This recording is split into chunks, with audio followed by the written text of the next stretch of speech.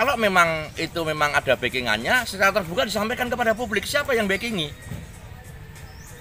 Siapa yang backingi disampaikan kepada publik, sehingga publik tahu siapa yang pelaku yang membackingi sebuah tindakan-tindakan pelanggaran hukum seperti ini. Karena apa? Karena galian C ilegal ini jelas akan sangat merugikan masyarakat. Itu yang pertama. Yang kedua, merugikan lingkungan hidup. Kasus tambang galian C ilegal di Kabupaten Klaten, LSM Lapaan RI desak agar aktivitas penambangan dihentikan. Dan itu ngawur-ngawuran nanti melakukan pengrusakan alam, maka lama-lama mata air Kabupaten Klaten akan habis. Operasional penambangan galian C di Kabupaten Klaten menjadi perhatian publik usai Wali Kota Solo, Gibran Rakabuming Raka ikut bersuara dalam Twitter. Dalam akun Twitternya, putra sulung Presiden Jokowi itu menuliskan, backingannya ngeri. Terkait hal itu, Ketua Lembaga Penyelamat Aset dan Anggaran Belanja Negara Republik Indonesia atau Lapaan RI, Dr. BRM Kusumo Putro SHMH mendesak agar pihak terkait segera terjun ke lapangan untuk mengecek dan mengevaluasi. Mulai dari izin hingga pelaksanaan penambangan galian C di Kabupaten Klaten. Dia meyakini, praktek penambangan telah berlangsung puluhan tahun dan 80% lebih dilakukan secara ilegal.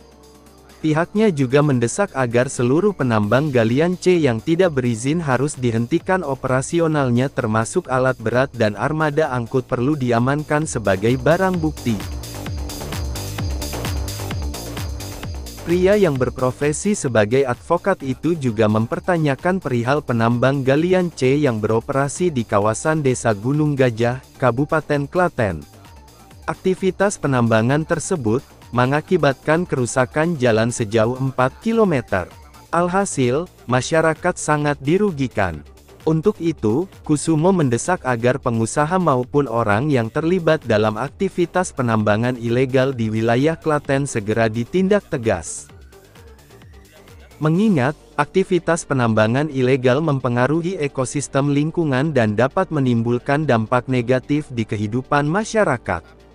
Tak lupa, dirinya juga mengingatkan kepada para penambang ilegal bahwa dapat dijerat dengan pasal pidana yang diatur sesuai pasal 158 Undang-Undang Nomor 3 Tahun 2020 tentang perubahan atas Undang-Undang Nomor 4 Tahun 2009 tentang pertambangan mineral dan batu bara yang menjelaskan bahwa setiap orang yang melakukan usaha penambangan tanpa izin resmi bisa dipidana penjara selama 5 tahun dan denda 100 miliar rupiah. Adapun bagi penadah, lanjut Kusumo, dapat dikenakan sanksi sesuai pasal 161 Undang-Undang Nomor 3 Tahun 2020 tentang perubahan Undang-Undang Nomor 4 Tahun 2009 tentang pertambangan mineral dan batu bara yang menjelaskan bahwa setiap orang yang menampung, memanfaatkan, melakukan pengolahan dan atau umurnian, pengembangan dan atau pemanfaatan, pengangkutan, penjualan mineral dan atau batu bara yang tidak berasal dari pemegang IUP,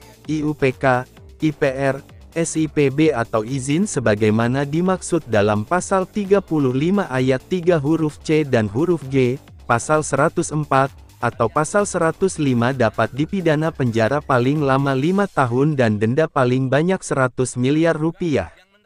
Di Kabupaten Klaten, sebenarnya hal ini sudah terjadi berpuluh-puluh tahun, bahwa banyak tambang di Kabupaten Klaten ini yang ilegal.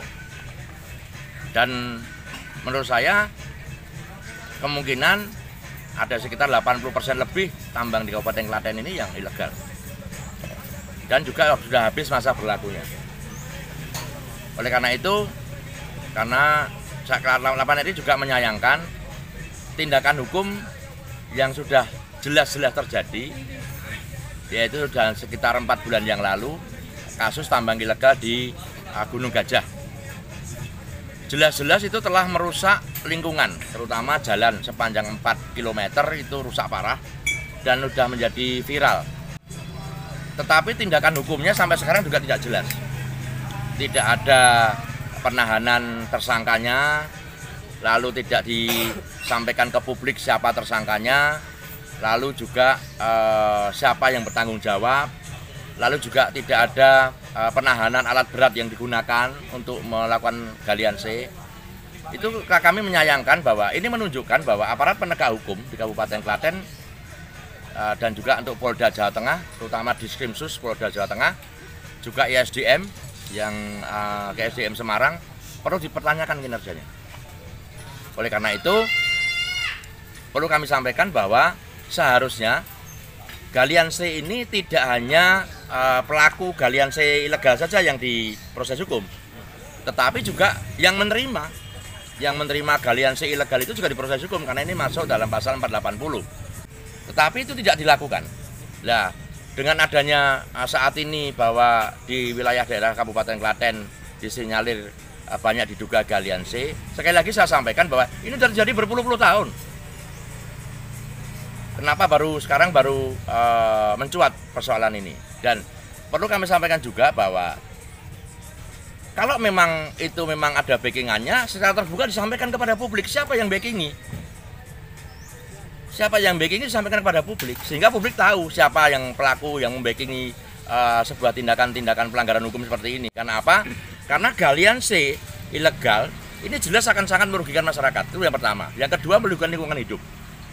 Perlu kami sampaikan bahwa di Kabupaten Klaten ini terkenal dengan daerah 1000 mata air.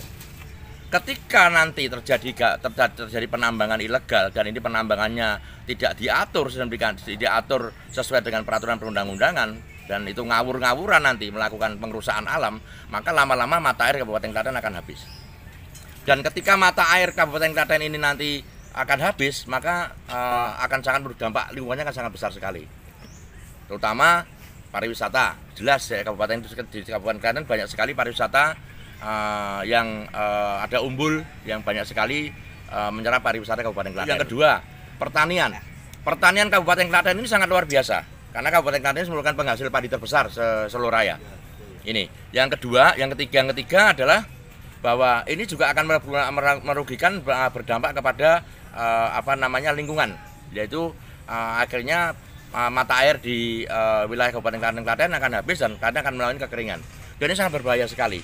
Jadi persoalan galian C ini tidak hanya persoalan galian C-nya saja, tetapi dampak lingkungan yang ditimbulkan ini sangat luar biasa. Dan